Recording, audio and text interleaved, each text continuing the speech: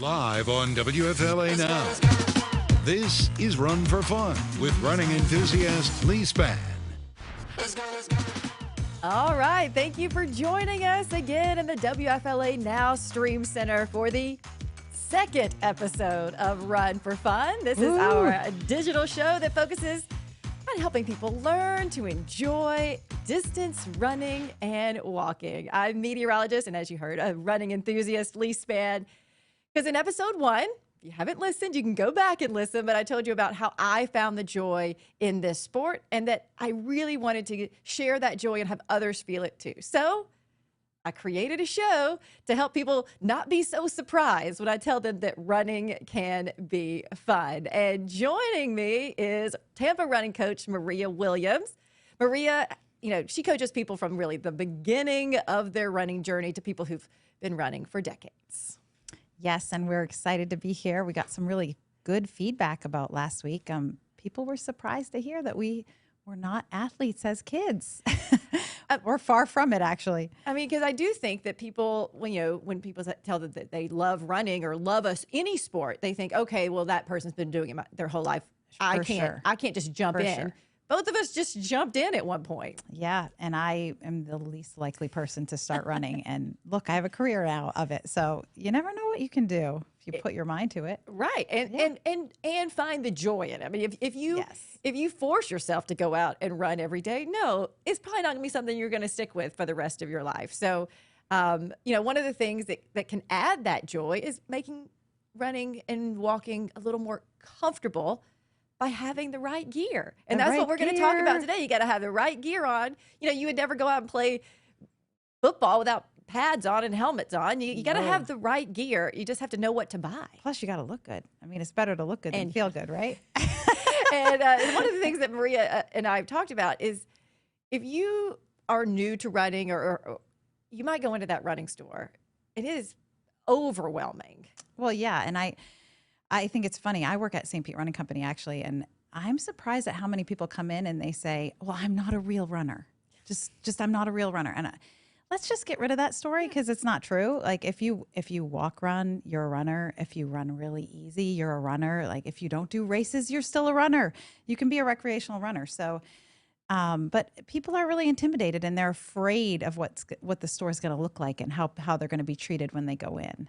And, and there's just so much to look at when you go into a store. I mean, you expect shoes, you don't expect technology and running belts and clothes of all sorts. Yeah. And, so we just thought that it would be a good idea to kind of give you some information before you go out and try to buy the right gear. Because yes, I mean, Maria works at St. Pete Running Company. Those employees are going to be a great resource, but just having a little background knowledge is going to certainly help. Sure. And let's be clear, you don't need all the things. You don't. But if you would like some things, then you maybe should have Santa listen to this podcast. Yeah. So today's rundown is getting the right gear and then, of course, what to know before heading into the running store. So the first thing we're going to talk about, shoes. I mean, that's really one of the things that's so great about the sport that we've taken up is that other than a good pair of shoes, everything else is just kind of gravy on top of that. Yeah. And you do need something that's going to keep you comfortable and not make you at risk of injuries. So, and just because so many people say, well, what's your favorite shoe, coach?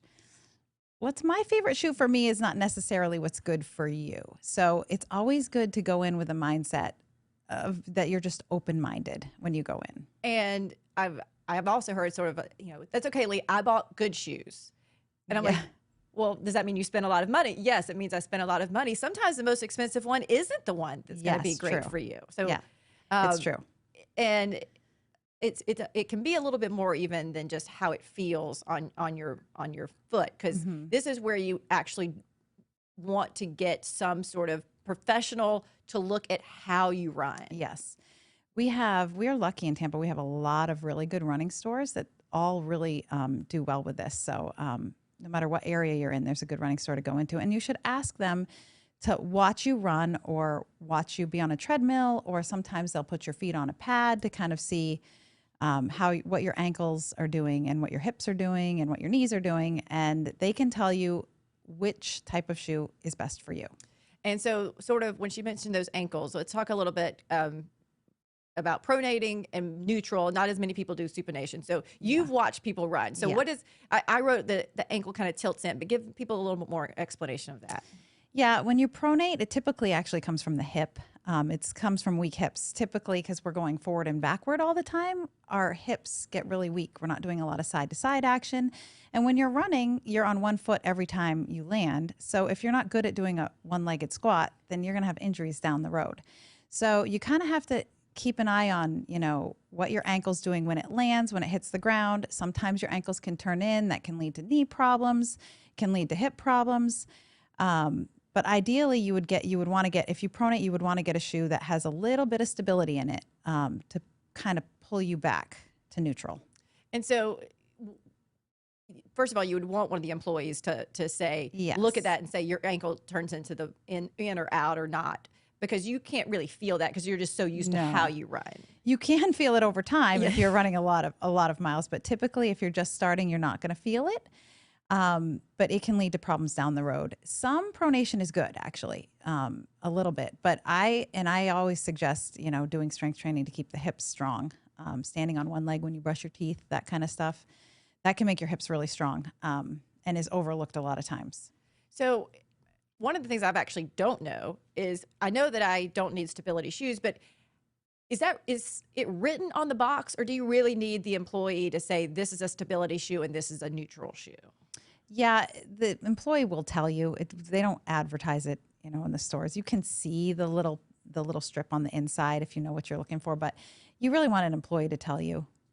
Because I know at one time I picked up a shoe and it was a stability shoe that I didn't know. Yeah. And all of a sudden my ankle started hurting because I'm neutral, meaning my ankle is already over my heel. And all of a sudden I couldn't figure out why my ankle was hurting. And yeah, it was pushing you too far out. Pushing me too far out. So again, we're just trying to make sure that you don't hurt. You need to have the right shoes and not just the expensive one or not just the cute ones, which I hear too much of as well. But you can't buy a running shoe by its color. You can't do that. Unfortunately, you cannot. Because there's actual science involved in keeping you from hurting. And that's certainly going to add to the joy and the fun of running, is if your ankles don't hurt or your knee doesn't hurt. And there's so much that goes into running shoes. There's different levels of pronation that we have now. Like they have come out with so many good brands and models. And, we have drops and, how high the foot heel goes up. So there's so many things to it and it can be very overwhelming. So just let the employee pick out the best shoe that's for you.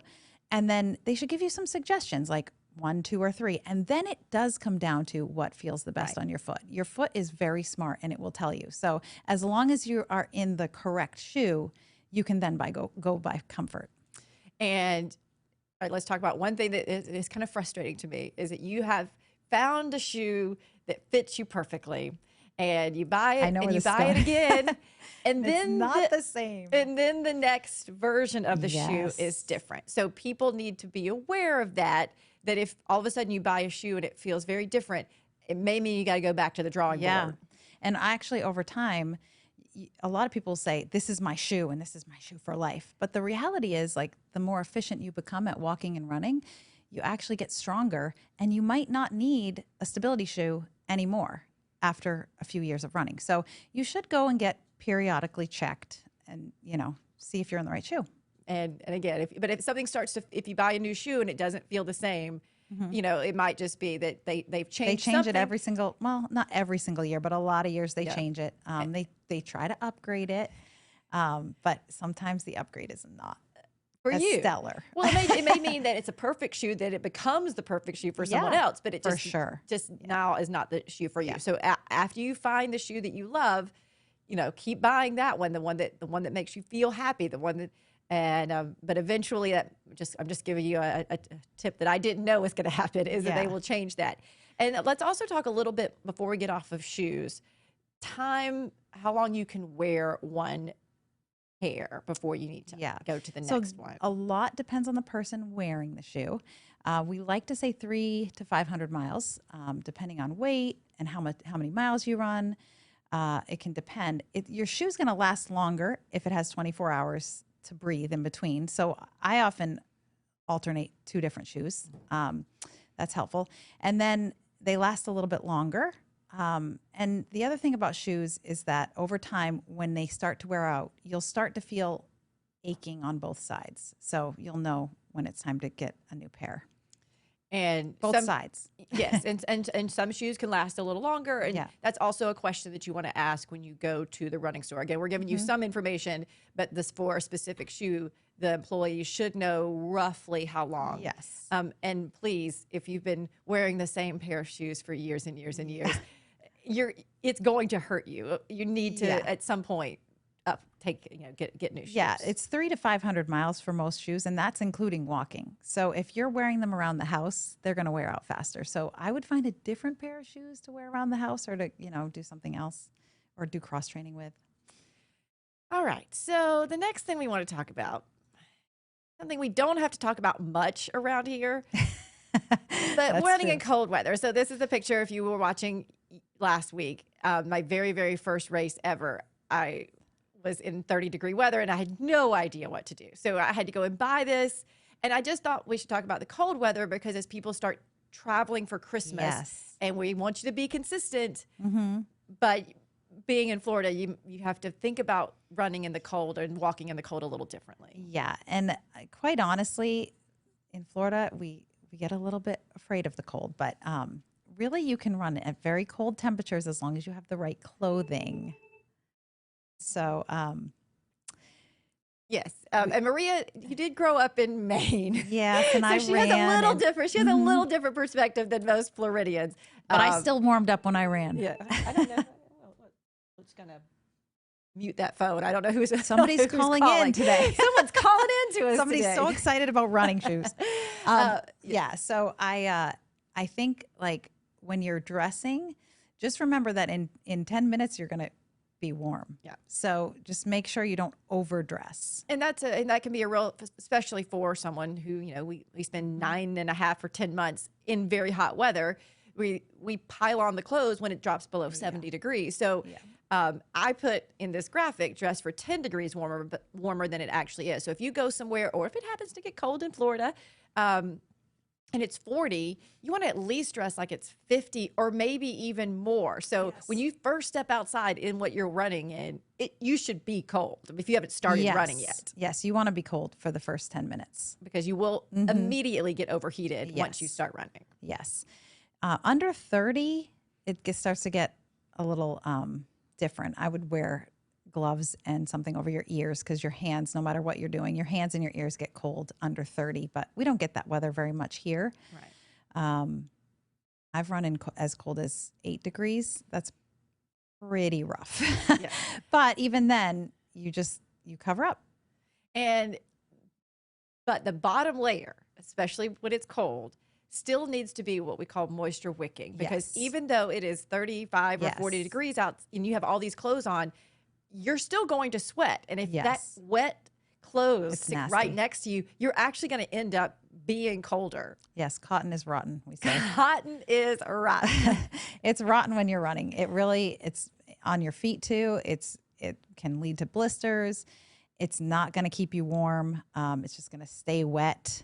So yeah, it's okay on the outside layer, but definitely have a moisture wicking layer underneath. And we'll start really from the beginning. Let's talk about what moisture wicking even does, because we'll specifically be talking about this in the heat. But it literally takes the sweat and it allows it to evaporate quicker. Yes, off the skin, so you're not having that cold, wet layer on your body. And so, and then the opposite to that would be then if it's hot, then 100% moisture wicking is needed for literally everything you have on top to bottom. Yes, that's the bummer part of being in Florida. We just can't keep taking clothes off. There comes a point where it gets really, where there's only a couple places where you could run without, but we can get down to a light layer. And that is moisture wicking. And so in terms of weather and your body's air conditioning system, for lack of a better word, is not sweating.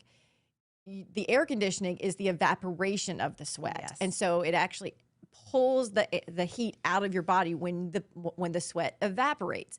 What's the problem here in Florida is that the air is then saturated and it can't hold any more water. Yeah. So that's why on humid days you feel sweatier, because you're sweating the same amount, but temperature-wise would be about the same. But because it stays on your skin, your body can't. It's like your air conditioning is broken. It needs to be able to evaporate. So we want to help that in any way we can.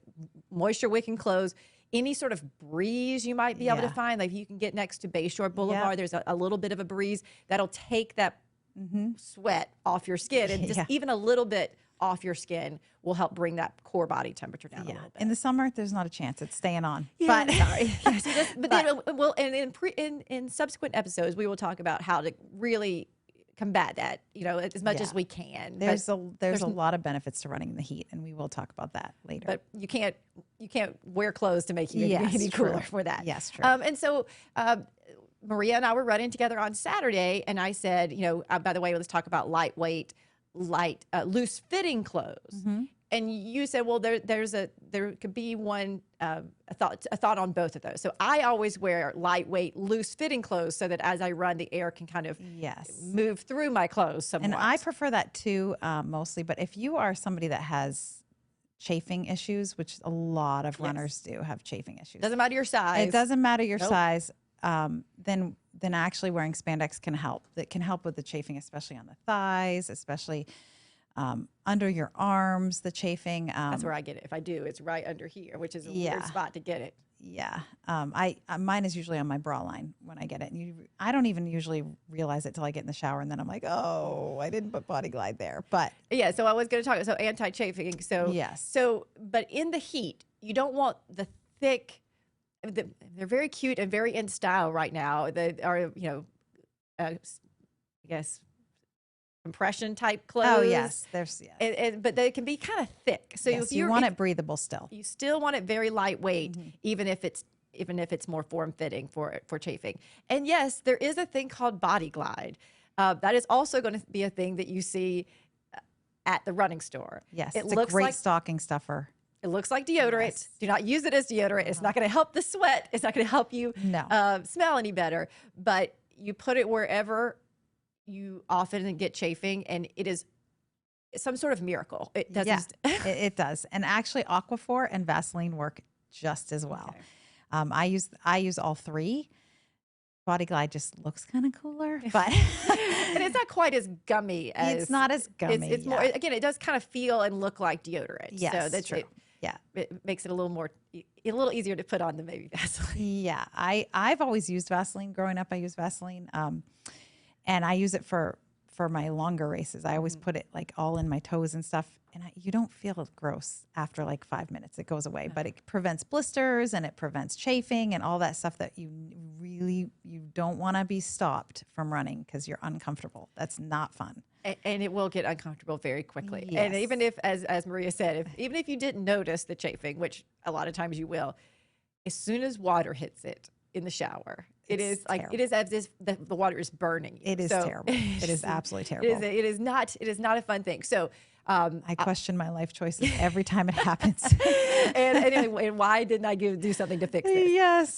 So again, another thing that you can ask about or see in a running store are Body Glides and anti-chafing ointments and things like that. And then of course I wrote and starred hydrate. Yes. And that is before, during, after runs. Yes. In the summer, it is. Yeah. In very hot, humid weather, it can make you not enjoy running because you get the lightheaded. You feel run down for the rest of the day.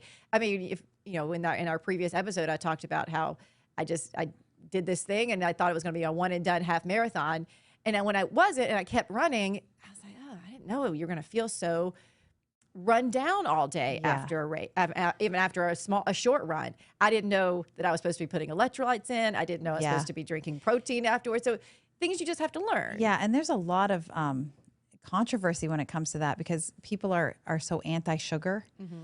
Sugar is actually really important when you're running, and it's important to keep you hydrated. Your muscles will hold on to the hydration more through sugar. So when you're running long or, over an hour, you definitely want to have some kind of electrolyte drink that has sugar in it. Sugar is not bad when you're running. You're burning a lot more. I can promise you that whatever, unless you're drinking, I don't know, a half gallon of it or whatever, but you are burning a lot of calories. Even walking in the heat, you're going to Yes. burn a lot of calories. And so you just need to put some of that back or you're going to feel rough the rest of the day. Yeah, and you need to put in electrolytes because a lot of people are just so into I got to drink 100 ounces of water a day. And I love water, but water just dilutes our sweat. So that can actually make you feel worse if you're drinking too much water and not electrolytes, especially in Florida. We need it all the time. Like even if you buy noon tablets for the day and you're sipping on it, like while you're not running, take in electrolytes through the whole day. And so let's talk, again, we're going to try to start things at the bottom. So electrolytes, clearly like a sports drink, but there's also now just an array, and you will find these at the running store, and you're thinking, how do I even choose which one? I mean, there's powders for electrolytes, there's tablets.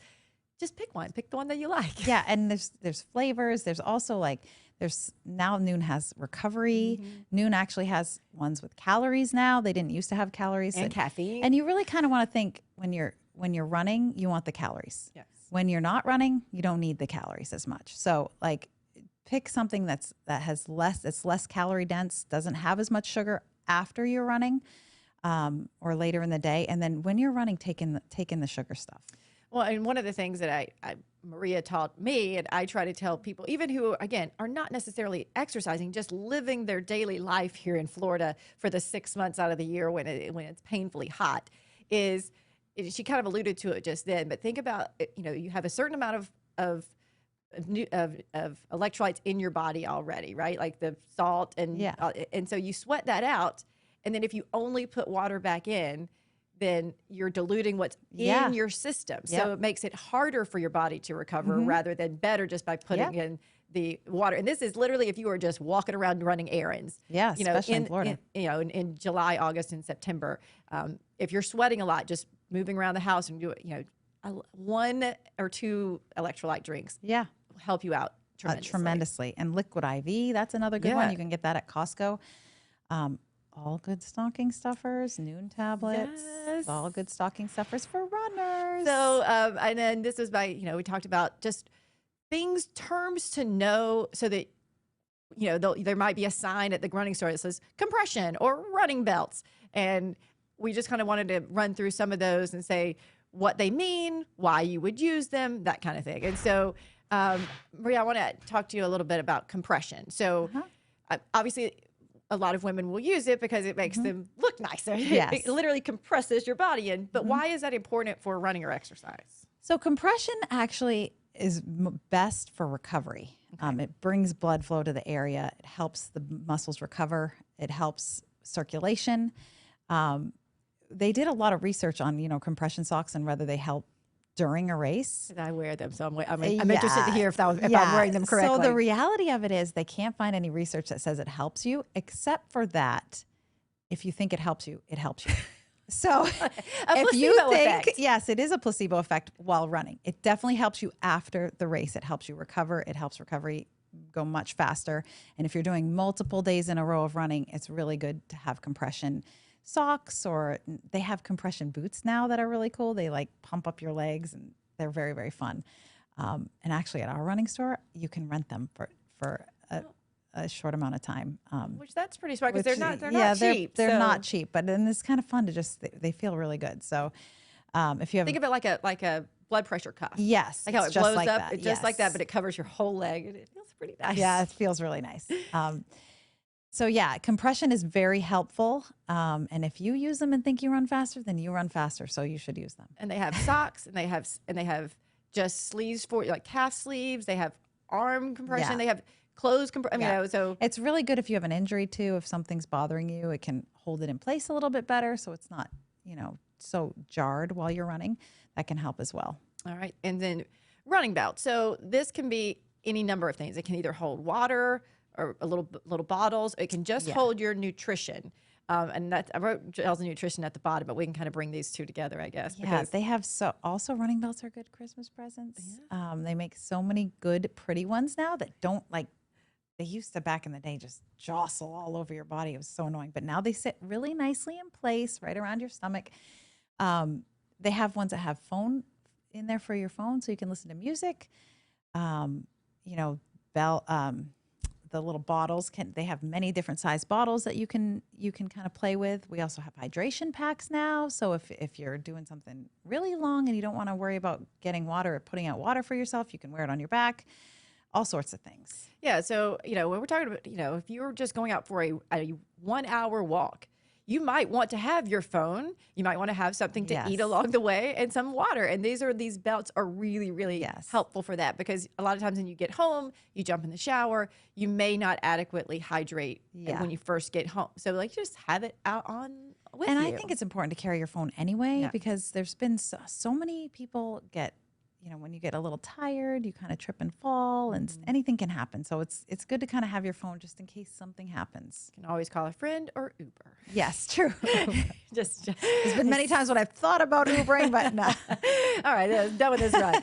And fitness trackers. So a lot of people now with Apple Watches and Fitbits, those are going to be the things that you're going to also see in display cases when you go to the running store, and they run the gamut from $30 to $900. Yes. Maybe Santa wants to go in on the $900 and you one. don't need the super fancy watch. If you want it, that's one thing. That's another good Santa Claus present. But you can use Strava or Map My Run on your phone. So so talk about what those are. They're just apps. They're just apps. I like Map My Run better, only because if you have any competitive juices in you, Strava can get you a little bit in trouble. And that's Strava, Strava. Yes. And then Map My Run. Yes. And Strava has segments that you can race. So if you're recreationally running and you want to race some races, that's kind of fine. But if you have an agenda, that can get you caught off guard. But Map My Run, and you also need to be careful with those, because they do say where you are. So that's true. You have to be careful about, some of them now hide the start and end point, but it's not like you can't figure it out too easily. So just be careful with that.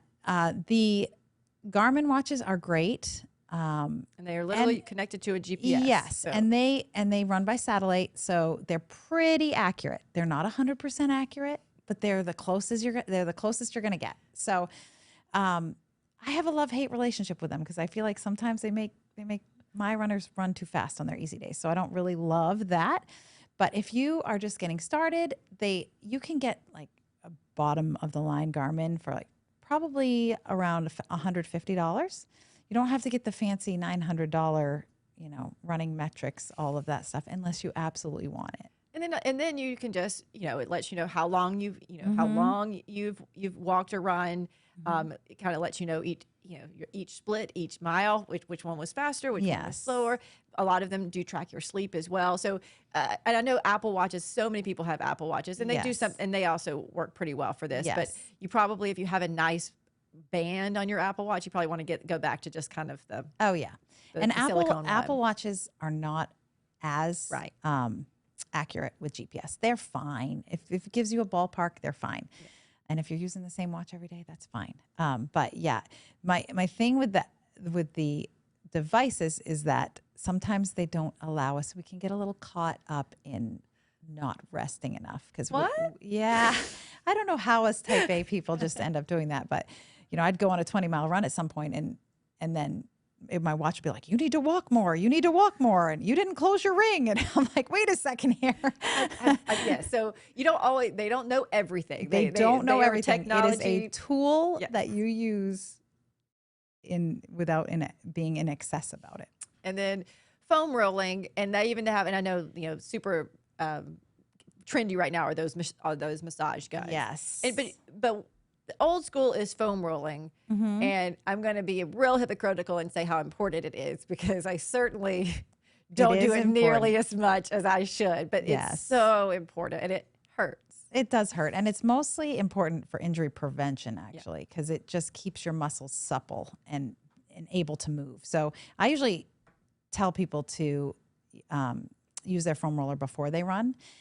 You know how the first mile of your run is really horrible, and it's the worst one. It's the worst one, and it's always a liar. It's most of the time you're going to feel like it's horrible, and then the longer you run, the more that happens. So it'll be 2 miles instead of 1 mile.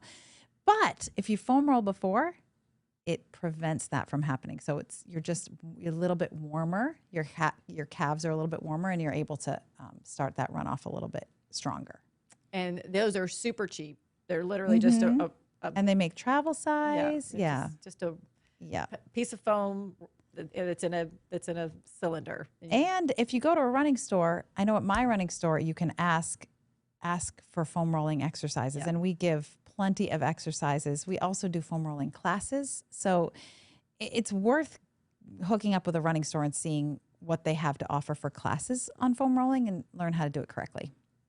And then there's online. Yes, you can do anything online. Yes. YouTube will tell you literally how to do everything. Yeah, that's definitely true. But it's nice to be able to ask a question. Yes. And then finally, the gels and nutrition.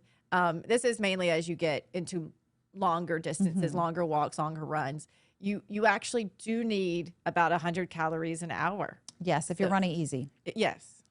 Yeah. If you have a run over an hour, you definitely need to take something.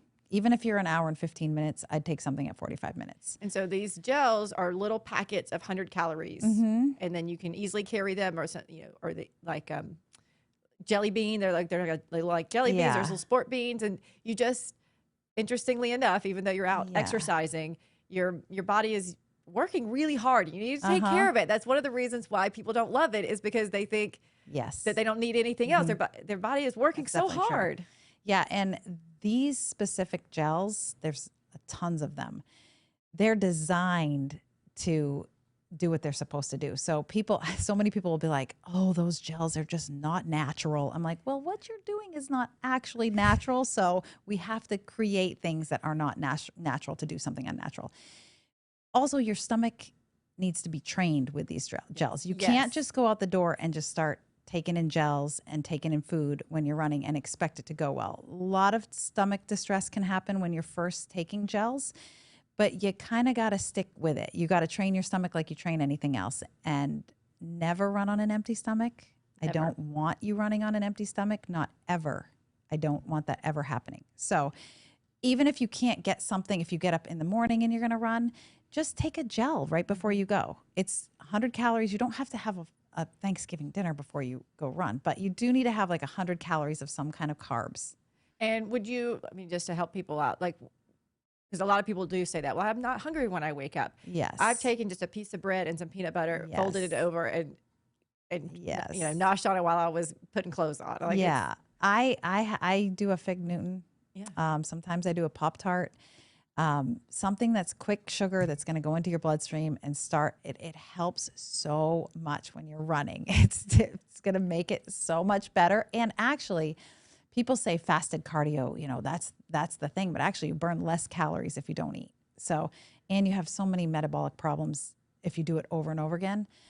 So we want to avoid that. And so again, these are all things to make people love running, because there's a lot of reasons why people don't like it, and a lot of it is because you just didn't know that you were in the wrong shoes, that you were wearing the wrong clothes, that you weren't eating enough, that you weren't. So this is just sort of our beginning of how to help you not dread going out and exercising and doing these things, and whether it's a walk or a run outside. There's a lot of things you need to know. Yeah, for sure.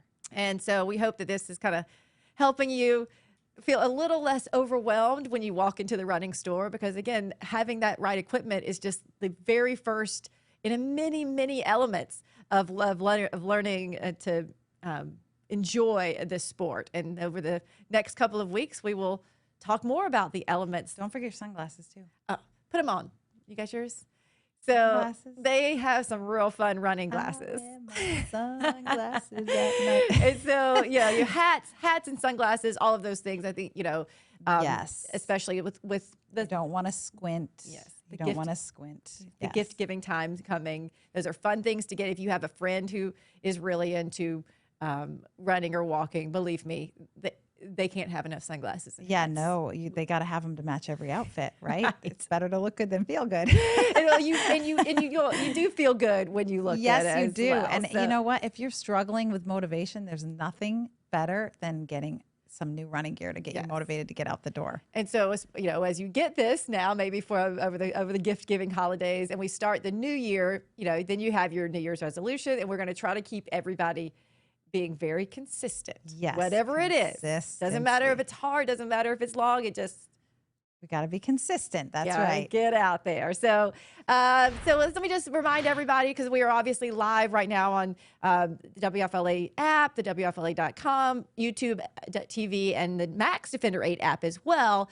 In just about an hour or so, we'll also be on Apple Podcast and Spotify, so that maybe if you want to re-listen to this before, on your drive to the running store.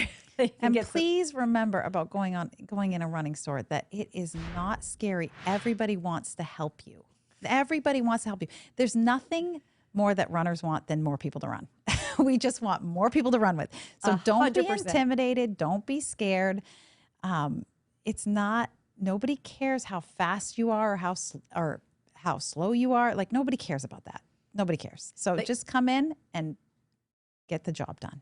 And that's why, we find it so much fun. Yes. That we want other people to know. We don't want this to be a secret anymore. We want people to know that you can have fun with it. So that's what all of the employees at every running store I've literally ever been in, all they want to do is make you love it like they do. Yes. And there's no such thing as a real runner. It's not a real runner thing. It's just not a thing. All right. So we will see you next Tuesday. We'll have a fun new topic to talk about. And thanks again to Maria for joining us today. So happy to be here. This is, again, the Run for Fun with Leigh. And we'll be back here on Tuesday of next week. Can't wait to see you. Bye, everybody.